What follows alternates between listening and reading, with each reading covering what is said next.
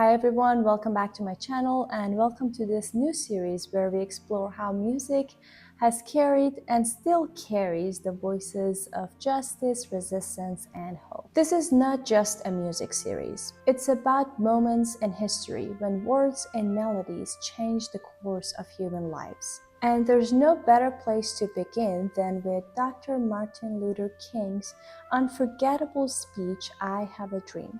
Now, I know that this is not a song and it might not have anything to do with music. I really wanted to incorporate this speech in this series because I feel like it's very fitting and it's a really nice starting point. Then I remember the first time that I heard this speech, it was during my high school time in English class where we were analyzing the English words and phrases, so we were trying to use it as like a teaching approach to learn about the speech and the big words of English that he's using.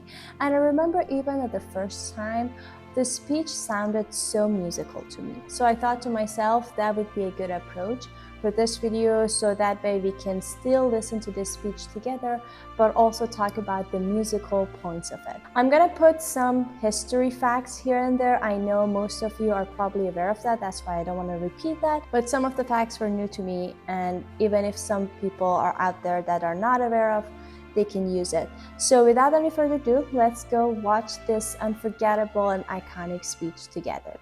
I have the pleasure to present to you Dr. Martin Luther King, Jr.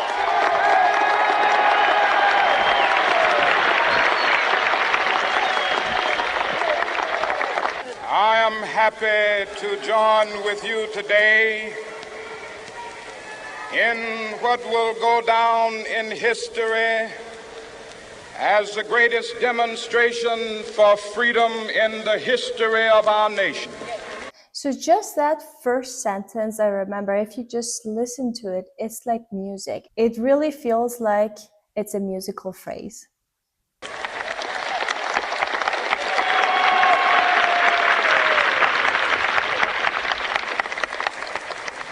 Five score years ago,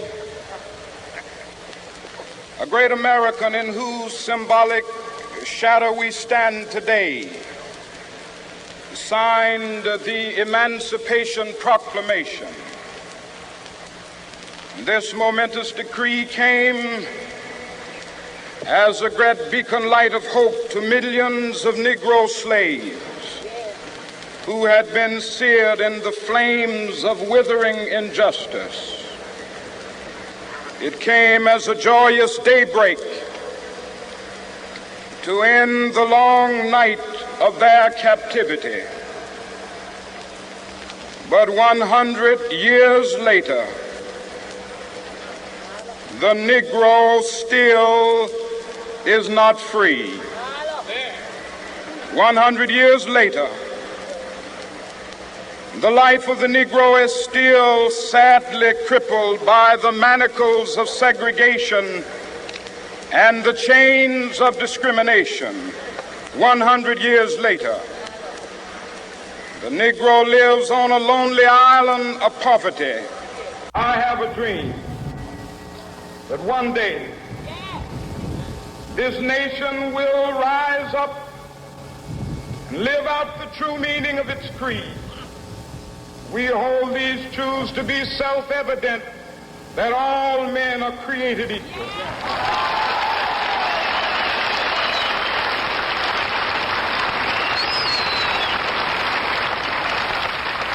I have a dream. So here, up until this part, in my mind, it's kind of like the first theme of a musical piece, because it doesn't have any climax yet. We're getting there. So as we go on, it kind of has a crescendo going up, built in like the dynamics that he is using, and like the speed in which he's talking in is a little more slow paced in the first half of it, and then when he gets to the climax is more fast paced, and we're gonna see that. I'm gonna show you, but I want to talk about this "I have a dream" part, because this part repeats this phrase a lot during the next few minutes, and it really feels like a refrain in like a gospel that kind of like it goes back to this over and over again. And I feel like it's really helping with the message, but also helps with like the feeling of a musical flow. That one day on the red hills of Georgia, sons of former slaves and the sons of former slave owners will they be able to sit down together at the table of brotherhood. I have a dream that one day, even the state of Mississippi, a state sweltering with the heat of injustice, sweltering with the heat of oppression, will be transformed into an oasis of freedom and justice. I have a dream. My 4 little children will one day live in a nation where they will not be judged by the color of their skin, but by the content of their character. I have a dream today.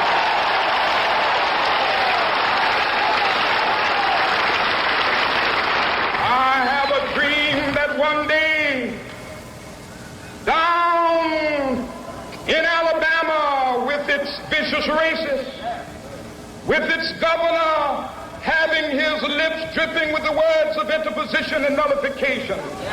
One day right there in Alabama, little black boys and black girls will be able to join hands with little white boys and white girls as sisters and brothers. I have a dream today. So here, notice how in the past few sentences, the speed or the tempo of his speech has increased compared to the first part of it. Again, I think this part is kind of the climax. I know we are watching a shorter version of the speech, but I think this can be like the climax of the speech, because the tempo is rising, there's a whole crescendo and build up, and there is like really, really nice cadences, like where he like finishes the phrase or a sentence and there's a pause. I mean, you can really tell that he's a preacher, because that really feels like a sermon. It's very articulate, very like well thought, not only the words, but also the flow of the speech and the spoken word.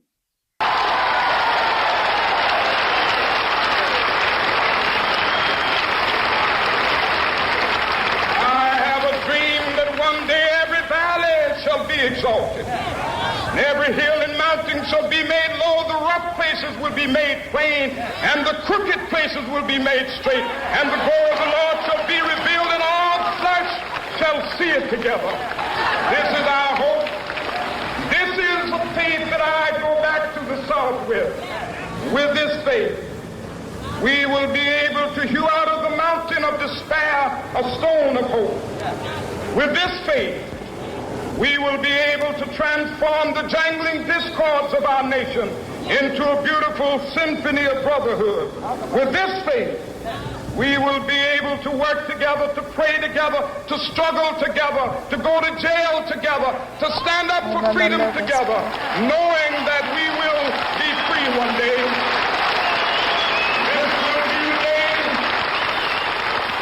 This will be the day when all of God's children be able to sing with new meaning, my country, tears of thee. Sweet land of liberty, of thee I sing.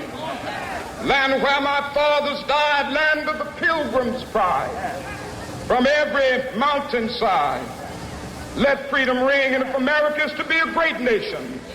Again, here we got to another refrain part, in my opinion, then that's with the phrase, let freedom ring.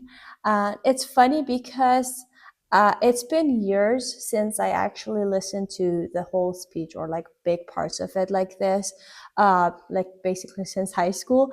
But I don't remember the exact words, but I kind of remember the kind of like, if you notate the whole thing, I remember the musical part of it, because when he's like, I know what's happening, again, not with the word, but with the ups and downs. So here we have the repeating phrase.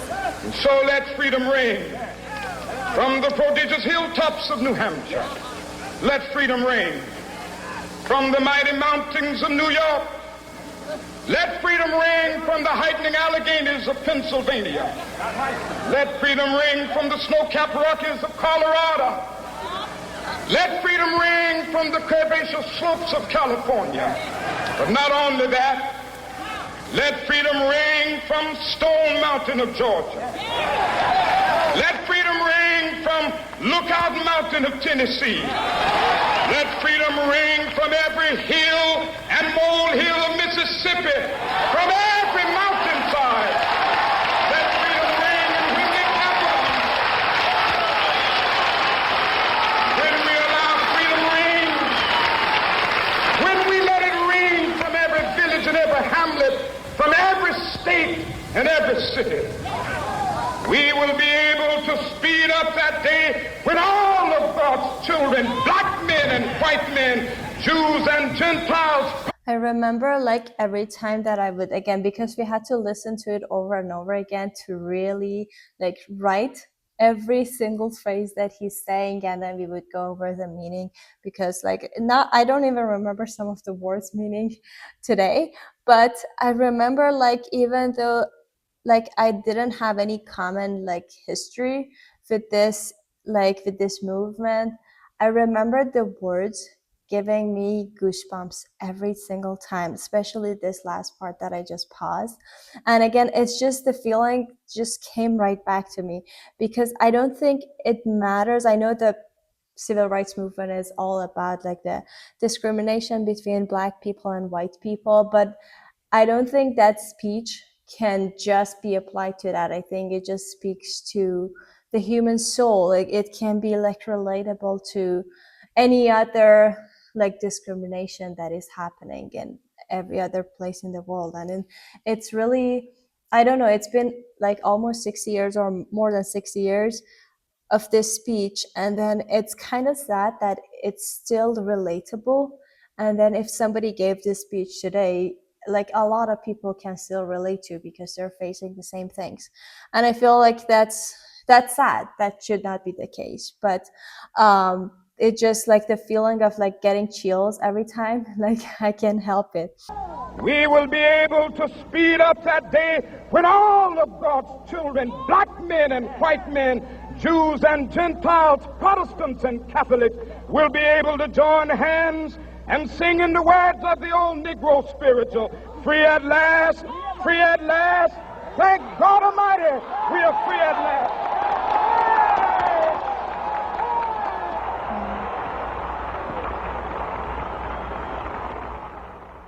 I don't really have anything to say except for the fact that it's giving me chills every time that I listen to it. So I wanted to begin this musical series with this speech, as I said, because I felt like it's very important to incorporate that.